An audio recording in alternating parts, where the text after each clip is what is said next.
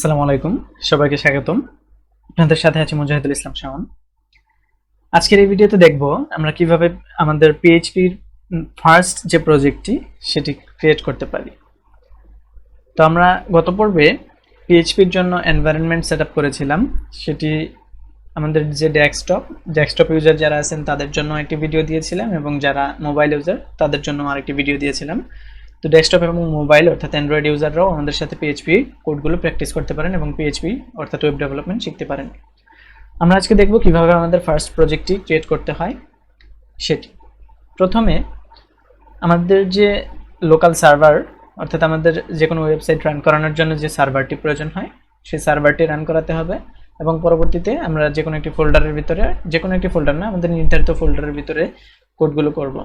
প্রথমে আমরা জ্যাম্প সফটওয়্যারটি ওপেন করে নিচ্ছি। আপনি যদি জ্যাম্প না ইউজ করে থাকেন, অন্য কোনো সফটওয়্যার ইউজ করে থাকেন, সেটি ওপেন করে নেবেন এবং আমাদের যে অ্যাপাচি সার্ভার এবং মাইএসকিউএল সার্ভার এই দুটি ওপেন করে নিতে হবে। তো এখানে আমাদের দেখতে পাচ্ছি যে অ্যাপাচি সার্ভারটি স্টার্ট অবস্থায় নেই অর্থাৎ অফ রয়েছে, এটি স্টার্ট করে দিচ্ছি এবং মাইএসকিউএল স্টার্ট করে দিচ্ছি। দুটি যখন আমাদের সাকসেসফুলি স্টার্ট হয়ে যাবে, এখানে যদি কোনো উইন্ডোজ অ্যালার্ট দেখায় সেক্ষেত্রে আপনি অ্যালাউ অ্যাক্সেস করবেন। তো আমরা এখানে এটি স্টার্ট করার পর এটিকে মিনিমাইজ করে রাখতে পারি, মিনিমাইজ অবস্থায় থাকবে। তারপর আমরা ভিজুয়াল স্টুডিও কোড ওপেন করব। আপনি যদি অ্যান্ড্রয়েড ইউজার হয়ে থাকেন সেক্ষেত্রে অ্যাকোড ইউজারের আমরা সেট আপ করেছিলাম, সেখানে কোডগুলো রান করবেন। এখানে আমরা একটি ফোল্ডার ওপেন করে নিব, অর্থাৎ যে ফোল্ডারটির ভিতরে আমাদের যে প্রজেক্ট ফাইলগুলো সেগুলো থাকবে। এখন আমরা যে কোনো ফোল্ডারের ভিতরে ফাইলগুলো রাখতে পারছি না, কারণ আমাদের সার্ভারের একটি ডিরেক্টরি রয়েছে।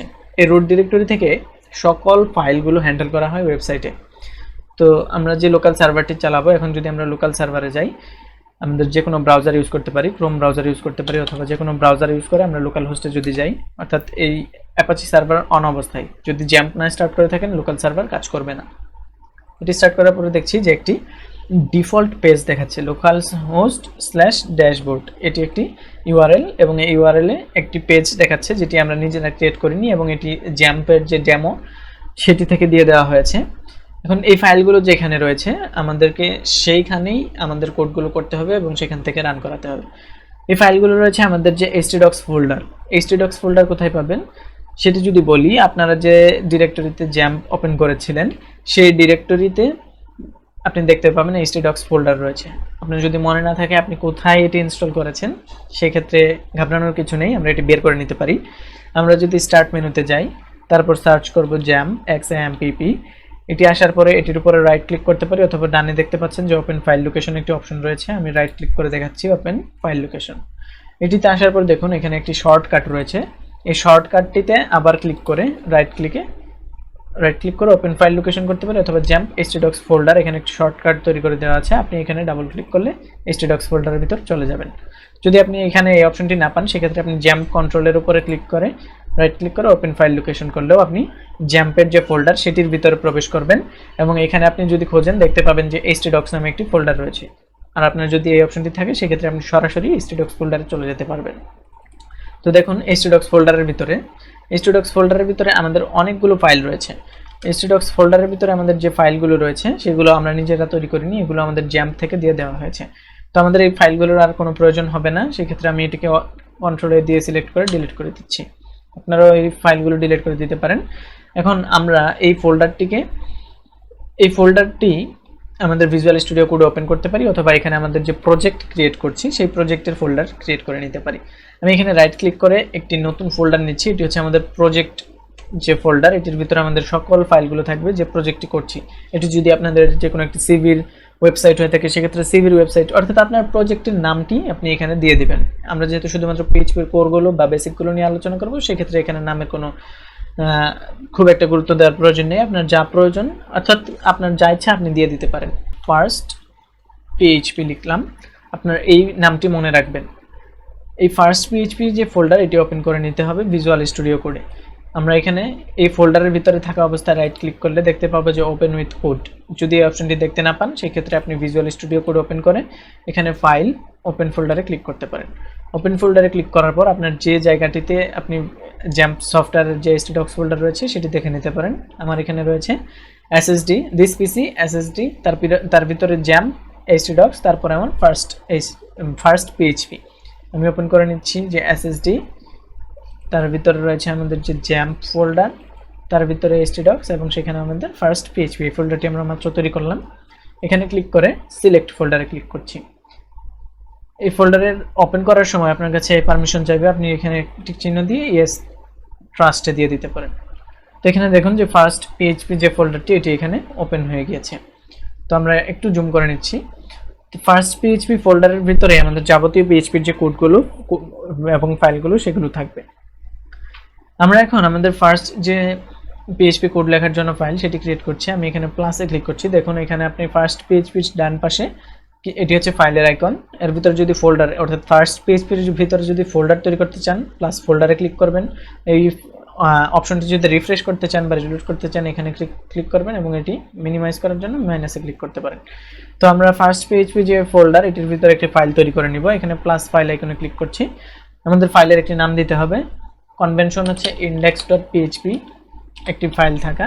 আপনি যে কোনো নাম দিতে পারেন, তবে অবশ্যই মনে রাখতে হবে যে নামই দেন তারপরে .php অবশ্যই দিতে হবে। .php দ্বারা বোঝায় যে এটি একটি পিএইচপি ফাইল, অর্থাৎ এই ফাইলের এক্সটেনশন হচ্ছে .php। আপনি যদি .php ছাড়া অন্য কোনো ফাইলের এক্সটেনশন দেন এবং তার ভিতরে পিএইচপি কোড লেখেন সেক্ষেত্রে এই কোডটি কাজ করবে না। অবশ্যই খেয়াল রাখবেন index.php অথবা যে কোনো নাম তারপর .php লিখতে হবে এবং এটি লেখার পর আপনি বাম সাইডে একটি আইকন দেখতে পাবেন যেটি হচ্ছে আমাদের পিএইচপির আইকন। এটি দেখতে পেলে বুঝতে পারবেন যে আপনার এই নামটি ঠিক রয়েছে এবং এখানে একটি এন্টার ক্লিক করবেন। এই ফাইলটি প্রস্তুত হয়ে যাবে এবং এখানে ওপেন হয়ে গিয়েছে। তো আমরা দেখব কিভাবে আমরা আমাদের লাইফের যে ফার্স্ট পিএইচপি কোডটি লিখতে পারি এবং স্ক্রিনে একটি মেসেজ শো করাতে পারি। তার জন্য আমাদের এখানে পিএইচপির যে সিনট্যাক্স সেটি জানতে হবে। আমরা এখানে দেখব যে কিভাবে পিএইচপির কোডটি স্টার্ট করতে হয়। পিএইচপির সিনট্যাক্সটি হচ্ছে এরকম। আপনাকে প্রথমেই কিবোর্ডে দেখবেন যে লেফট অ্যাঙ্গেল ব্র্যাকেট অর্থাৎ যে লেস দেন চিহ্ন সেটি দিবেন, তারপরে একটি কোয়েশ্চেন মার্ক দিতে হবে অর্থাৎ প্রশ্নবোধক চিহ্ন। এটি দেওয়ার পর অটোমেটিকভাবে ভিজুয়াল স্টুডিও কোড আপনাকে একটি সাজেশন দেবে যে এটি পিএইচপির ব্লক শুরু হওয়ার জন্য। আপনি যদি হাতে লিখে প্র্যাকটিস করেন আপনার জন্য বেটার, কারণ আপনার এটি মনে থাকবে এবং পরবর্তীতে যখন প্রফেশনাল ওয়ার্ক করবেন সেই ক্ষেত্রে আপনি এটি দেখলেই অর্থাৎ আইডি যখন আপনাকে কমপ্লিটেশন সাজেশন দেবে আপনি এন্টার করলেও চলবে, বাট শেখার ক্ষেত্রে অবশ্যই হাতে লেখা উচিত। তো এখানে আমি আবার দেখাচ্ছি আমাদের লেফট অ্যাঙ্গেল ব্র্যাকেট, তারপরে একটি কোয়েশ্চেন মার্ক, তারপরে পিএইচপি। আপনি যদি এটি না দেন তারপরে কোড লেখেন সেক্ষেত্রে আপনার এই কোডগুলো কাজ করবে না, অর্থাৎ এই ব্লকের ভিতরে আমাদের কোডগুলো লিখতে হবে এবং পিএইচপি শেষ করার জন্য ব্যবহার করা হয় কোয়েশ্চেন মার্ক, তারপরে রাইট অ্যাঙ্গেল ব্র্যাকেট বা গ্রেটার দেন চিহ্ন। তো এটি আমাদের পিএইচপি ব্লক। এই পিএইচপি ব্লকটির মধ্যে আমাদের যাবতীয় পিএইচপি কোড থাকবে। এখন আপনার এই ফাইলের ভিতরে কয়টি পিএইচপি ব্লক থাকতে পারবে আপনার প্রশ্ন আসতে পারে। সেই ক্ষেত্রে আমি বলবো যে এখানে অগণিত অসংখ্য পিএইচপি ব্লক থাকতে পারে। এখানে আমি একটি নিয়েছি, তারপরে আমি আরও নিতে পারি, এভাবে অসংখ্য ব্লক নিতে পারবো। তবে অবশ্যই আপনার যদি একাধিক ব্লকের প্রয়োজন হয় প্রথম যে ব্লকটি নিয়েছেন বা যে ব্লকটি নেবেন সেটির অবশ্যই এন্ডিং করতে হবে, অর্থাৎ এটি হচ্ছে আমাদের স্টার্টিং ব্লক এবং এখানে এন্ডিং। তো আমাদের এই পিএইচপির যে যদি স্টার্ট করে আপনি এন্ড না করে আরেকটি ব্লক নেওয়ার চেষ্টা করেন সেক্ষেত্রে আপনি একটি এরর থ্রো করবে আপনাকে, সেই ক্ষেত্রে আপনার কোডগুলো কাজ করবে না। তো আশা করি এটুকু বুঝাতে পেরেছি। আমি চাইলে পিএইচপির একাধিক ব্লক অর্থাৎ অসংখ্য পরিমাণে ব্লক নিয়ে কাজ করতে পারবো। তো আমি এখন আমার একটি ব্লক নিয়ে আমি দুইটি ব্লক নিয়ে দেখাচ্ছি। এখানে এই ব্লকের ভিতরে যা কোড লিখবো পিএইচপি কোডগুলো এখানে থাকবে এবং আপনি চাইলে এখানে HTML ব্যবহার করতে পারবেন, কারণ আমরা HTML কোডগুলো পিএইচপির ভিতরে লিখব। পিএইচপি ফাইলটি হচ্ছে এমন একটি ফাইল যার ভিতরে HTML, CSS, PHP, জাভাস্ক্রিপ্ট সবগুলো ফাইলের যে কাজ আলাদা আলাদা ফাইল ছিল এগুলো এখানে কাজ করবে, অর্থাৎ এটি দিয়ে আপনি ওয়েব ডেভেলপমেন্ট করতে পারবেন। এখানে আমি যে কোনো কিছু স্ক্রিনে দেখানোর জন্য লিখব যে echo, তারপরে আমি যদি কোনো মেসেজ শো করতে চাই সেক্ষেত্রে একটি কোড নিতে পারি বা ইনভার্টেড কমা যেটিকে বলি। আপনি শিফট বাটনের উপরে দেখতে পাবেন এখানে এটিতে যখন আমি প্রেস করছি এখানে একটি কোড স্টার্ট হয়ে যায় যেটি আমরা বলি ইনভার্টেড কমা, তারপর একটি সেমিকোলন দিয়ে নেবেন। এই সেমিকোলন দিয়ে বোঝায় আমার যে কোনো একটি স্টেটমেন্ট এখানে ক্লোজিং বা শেষ হচ্ছে। এখানে যদি সেমিকোলন না দেন সেক্ষেত্রে একটি এরর থ্রো করবে। এখানে আমরা এই কোডের ভিতরে বা ইনভার্টেড কমার ভিতরে যা কিছু লিখবো সেটি আমাদের স্ক্রিনে শো করবে। আমি এখানে বলে দিচ্ছি হ্যালো প্রোগ্রামাবাদ আমাদের চ্যানেলের নাম, এটি লিখলাম এবং সেভ করলাম। অবশ্যই সেভ করতে ভুলবেন না। সেভ করার পর আপনি আপনার ব্রাউজারে চলে যাবেন এবং এখানে লিখবেন লোকাল হোস্ট স্ল্যাশ আপনি যে প্রজেক্টের নাম দিয়েছেন, আমি এখানে প্রজেক্টের নাম দিয়েছিলাম ফার্স্ট পিএইচপি, সেটি লিখে দিচ্ছি এবং অবশ্যই চেষ্টা করবেন যে এই নামের ভিতরে কোনো স্পেস রাখবেন না। এটিতে এন্টার করলাম, দেখুন হ্যালো ডাব্লিউ চলে এসেছে। আমি আবার রিলোড করছি, দেখুন এখানে হ্যালো প্রোগ্রামাবাদ দেখাচ্ছে। অর্থাৎ আপনি এখানে যা লিখে এখানে যা লিখবেন সেটি এখানে। আপনি চাইলে পরবর্তী ব্লকে বা এই ব্লকে আরও একাধিক পরিমাণে ইকো ইউজ করতে পারেন। তারপর একটি সেমিকোলন হবে, এখানে আপনি একাধিক ব্লক বা একাধিক ইকো ব্যবহার করলে সেই কোডগুলো পাশাপাশি দেখাবে। আপনি এখানে যদি ব্রেক দিতে চান, অর্থাৎ এখানে একটা এন্টার দিতে চান, সেক্ষেত্রে আপনাকে এখানে একটি বিআর ট্যাগ ইউজ করতে হবে। ডট আমি এখানে দিয়ে দিচ্ছি, এটি একটি HTML ট্যাগ।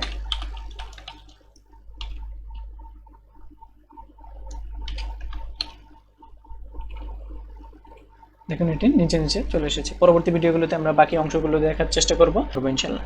আশা করি ভিডিওটি আপনাদের কাজে এসেছে, ভালো লেগেছে। যদি ভালো লেগে থাকে অবশ্যই লাইক করুন, কোনো সমস্যা হলে কমেন্ট করতে ভুলবেন না, চ্যানেলটি সাবস্ক্রাইব করুন এবং আপনার বন্ধু বান্ধবদের কাছে আমাদের সম্পর্কে জানাতে ভুলবেন না।